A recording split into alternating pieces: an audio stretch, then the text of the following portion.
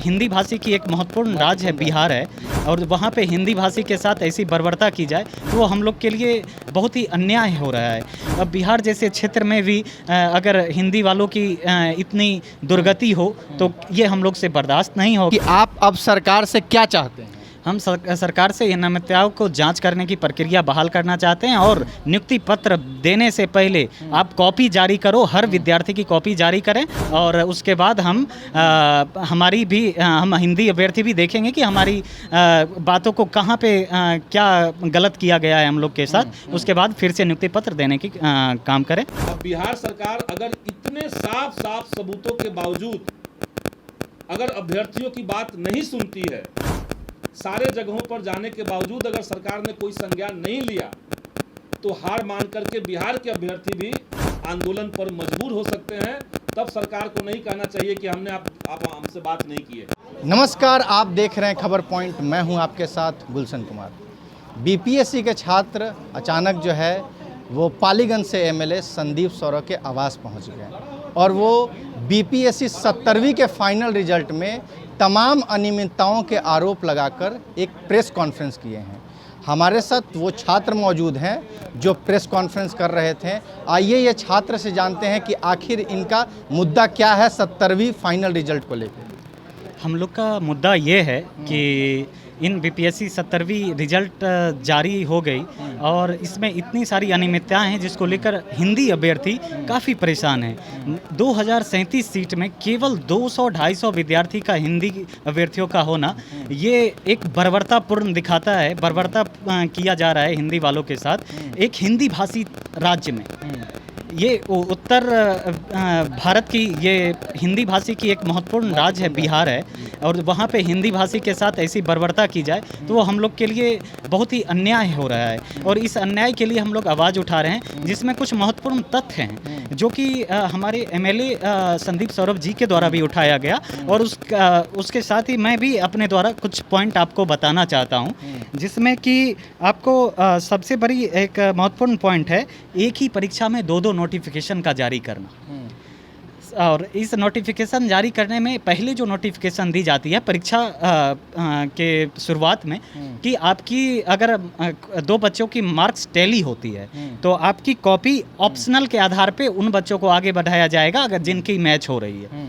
लेकिन कुछ ही दिनों बाद दूसरी नोटिफिकेशन जारी की जाती है कि उन बच्चों को आगे बढ़ाया जाएगा जिनका निबंध में ज़्यादा आया हो। तो ये और जबकि सुप्रीम कोर्ट के द्वारा एक बहुत महत्वपूर्ण केस में ये इम्पोर्टेंट पॉइंट दिया गया था कि एक परीक्षा की एक नोटिफिकेशन होनी चाहिए। अगर उस परीक्षा के बीच में दूसरी नोटिफिकेशन आती है तो वो मान्य नहीं मानी जाएगी, उसको वैलिडेट नहीं किया, उसको वैलिड नहीं माना जाएगा। लेकिन फिर भी बीपीएससी के द्वारा इसी को माना गया और इसी के आधार पर रिजल्ट जारी की गई। इसके साथ ही और भी दूसरी पॉइंट है कि मूल्यांकित कॉपी जारी तो की ही नहीं गई है मूल्यांकित कॉपी, फिर भी हम लोग को कुछ जो हम लोग निकाले हैं खुद से ढूंढ के। सबसे महत्वपूर्ण बात कि 2037 विद्यार्थी होने के बावजूद भी हम लोग को कॉपी नहीं मिल रही है ऑनलाइन। अच्छा। कहीं भी सोशल मीडिया के आधार से हमें कॉपी नहीं मिल रही है। कुछ बच्चों की मिली है तो उसको मैंने अपने साथ लाया है, उनकी रैंक को लाया है। आप उनकी कॉपी को स्कैन भी कर सकते हैं। तो इसमें संदेहास्पद मार्किंग देखी गई है। संदेहास्पद मार्किंग इस आधार पे है कि रैंक 3 की जो कॉपी है उनमें बहुत सारी पेजेस ब्लैंक हैं, लेकिन वो रैंक 3 को पा चुकी है। और एक रैंक 9 की अभ्यर्थी हैं जिनका जो मार्क्स है वो डीआई में 32 नंबर का डायरेक्टली रॉन्ग है। अच्छा। वो खुद यूट्यूब जैसे सोशल प्लेटफॉर्म पे आके बोल चुके हैं कि मेरी 32 नंबर की डीआई गलत है। और हमारे साथ हिंदी के इतने अभ्यर्थी हैं, मैं भी खुद अभ्यर्थी हूँ, कि जिसमें 72 आउट ऑफ 72 नंबर लाए हैं डीआई में, डाटा इंटरप्रिटेशन में, लेकिन हम लोग सफल नहीं हुए। और इंग्लिश वाले माध्यम के विद्यार्थी सफल हो चुके हैं जैसे में। और ये कैसी न्याय है कि हम अपने पिताजी को पिताजी लिखते हैं और वो अपने पिताजी को फादर लिखते हैं, तो उनको एक अच्छे तरीके से देखा जाता है और हम लोग को एक गलत नज़रिए से देखा जाता है। कहीं ना कहीं मेंटालिटी की भी एक प्रॉब्लम है, मेंटालिटी की प्रॉब्लम है। और मतलब हिंदी भाषी को वैल्यू नहीं की जा रही है। हम देख रहे हैं कि यूपीएससी में हिंदी वालों की तो रैंक धीरे धीरे कम होती जा रही है। अब बिहार जैसे क्षेत्र में भी अगर हिंदी वालों की इतनी दुर्गति हो तो ये हम लोग से बर्दाश्त नहीं होगा। हम लोग अपने भर सारी कोशिश कर चुके हैं, हर जगह, हर सभी रूलिंग पार्टीज़ में हर सब जगह गए हैं, लेकिन कोई न्याय नहीं मिली।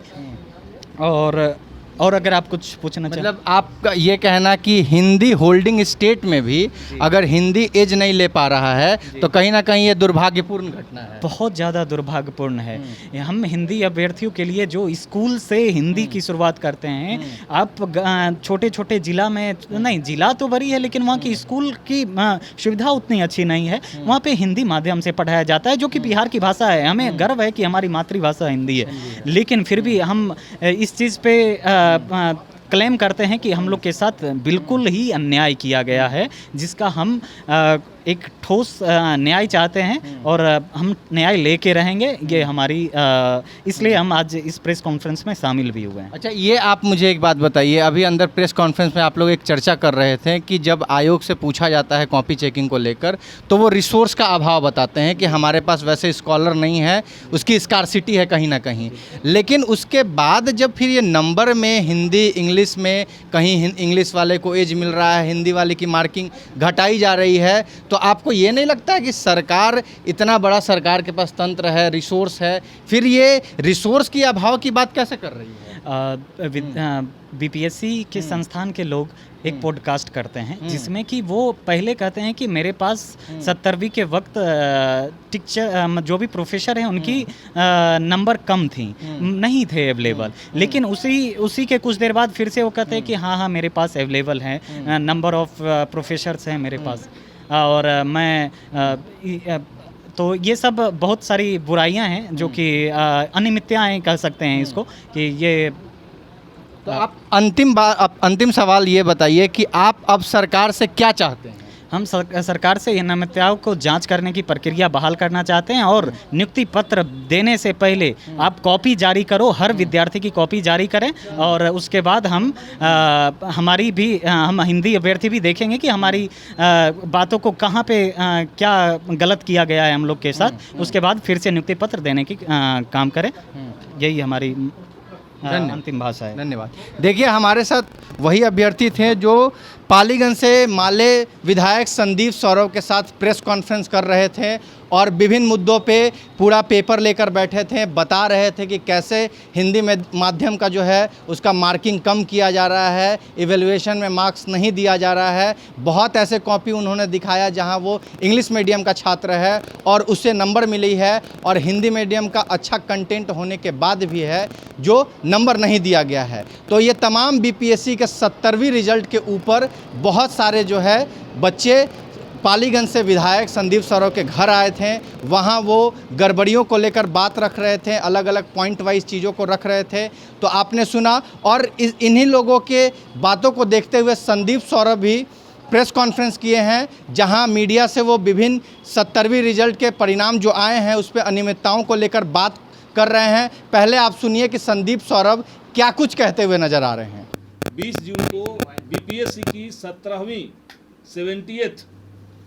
70वीं परीक्षा का परिणाम आया और हम लोग देख करके ये दंग रह गए कि जिस बीपीएससी में हिंदी माध्यम के छात्रों का रिजल्ट 50%, 60% के आसपास हुआ करता था, इस बार मुश्किल से 15% हिंदी माध्यम के अभ्यर्थी सफल हुए हैं।